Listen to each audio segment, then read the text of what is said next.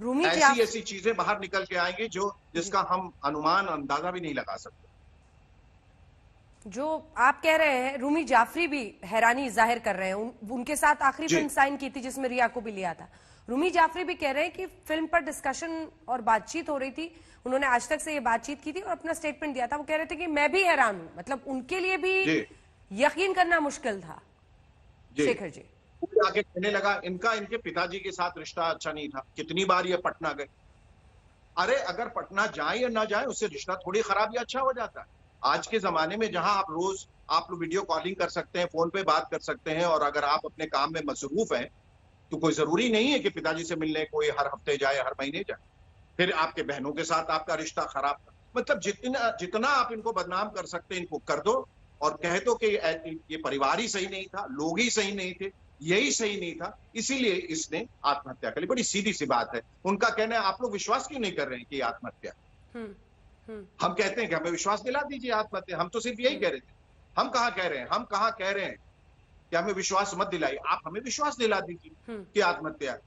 और किन कारणों से ये इंसान जिसकी जिंदगी में सब कुछ है वो आत्महत्या क्यों करे।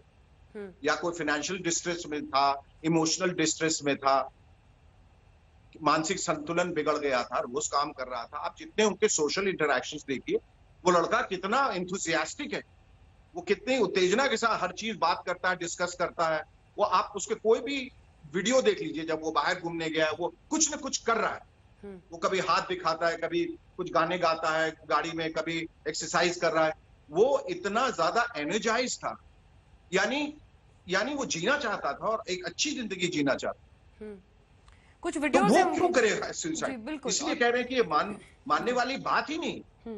या तो वो बीमार रहता, या वो कुछ बहुत सारे डॉक्टर्स आके कहते हैं हाँ ये तो जाने की अवस्था में था, बिल्कुल, या अनाप शनाप बोलता था, या कुछ उल्टा सीधा बोलता था, ये स्किज़ोफ्रेनिक था, ये सुबह कुछ शाम को कुछ और हो जाता था, ये जेकिल एंड हाइड था। ऐसा तो कुछ था ही नहीं, कहीं दिखा नहीं। और इतने सारे लोगों ने उसको घेर के रखा हुआ था, ऐसा लगता है कि पूरा एक चक्रव्यूह बना दिया जिसमें वो फंस गया। यही आरोप है परिवार का भी। और चूंकि हम लोग भी उनसे संपर्क में हैं, नवंबर के महीने में जब इन्हें बताया गया कि तबीयत ठीक नहीं है, 3 बहनें सीधा पहुंच गई वहां मुंबई उन्हें लाने के लिए। उन्होंने ही बताया कि कैसे शौविक और रिया ने बिल्कुल जाने से मना कर दिया। 4 टिकट्स इनके कटे हुए थे पंचकुला जाने के लिए, बहन के पास मना कर दिया, वापस लौटना पड़ा बहनों को। उसके बाद 29 नवंबर को पिता ने मैसेज किया रिया को कि अब तुम जानती हो कि मैं पिता हूं, जवाब दो, बेटे से मेरी बात कराओ। हाँ, जी हाँ, और उन्होंने पिता को भी ब्लॉक कर दिया। हाँ। उसके बाद दिसंबर में फोन नंबर्स बदल गए उनके। जनवरी में वो लड़का अकेले गाड़ी से पंचकुला पहुंचा ड्राइव करके, बर्थडे मनाने 21 जनवरी को अपनी बहनों के साथ। पंचकुला के वो तमाम वीडियोस हैं जिसमें उसने खूब मस्ती की है, क्रिकेट खेले, क्रिकेट मैच डिस्कस कर रहे हैं, वो भी हमने देखा आपको। जी जी जी जी। उसके बाद 25 से 26 कॉल्स लगातार 2 से 3 दिन वहां रहे थे वो।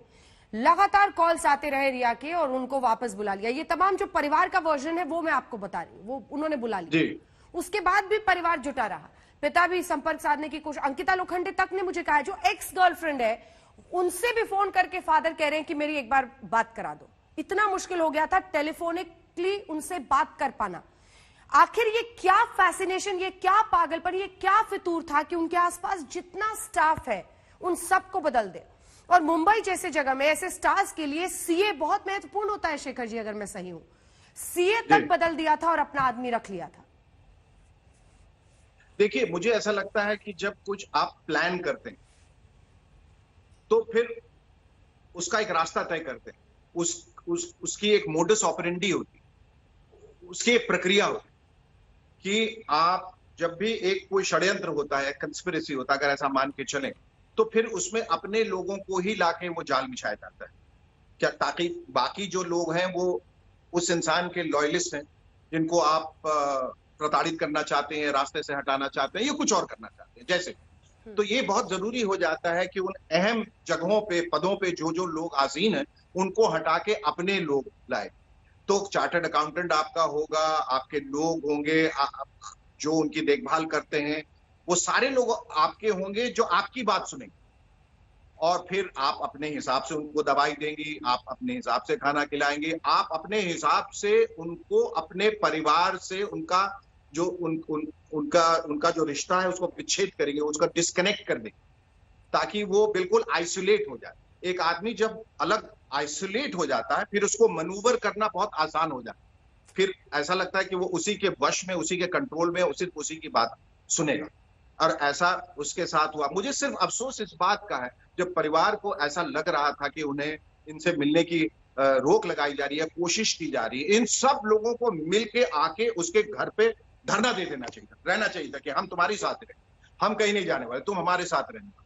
वो अकेला जो रह गया ना, इसमें ऐसा है अभिमन्यु अकेला पड़ा।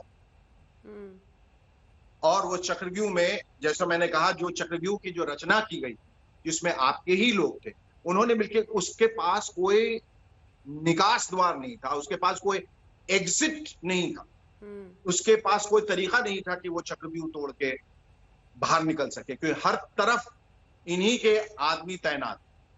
तो ये एक बहुत लंबी प्लानिंग थी, ये ऐसी प्लानिंग नहीं है जो सोमवार को की जाए और बुधवार को इसको अंजाम दे दिया। ये एक लंबी प्लानिंग होती है, 2, 4, 5 महीने, कम से कम 1 साल की भी प्लानिंग होती है कि ऐसा करना चाहिए, वैसा करना चाहिए।